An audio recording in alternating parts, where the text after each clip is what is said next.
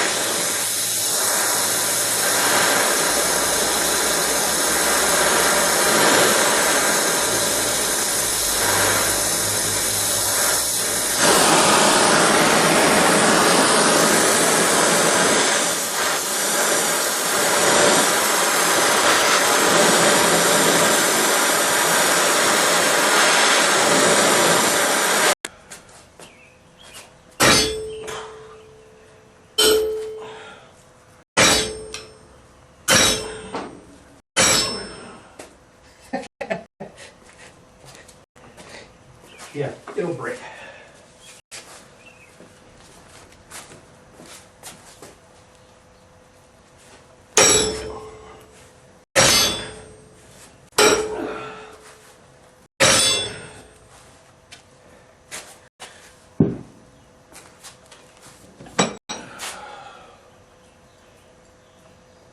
Still straight.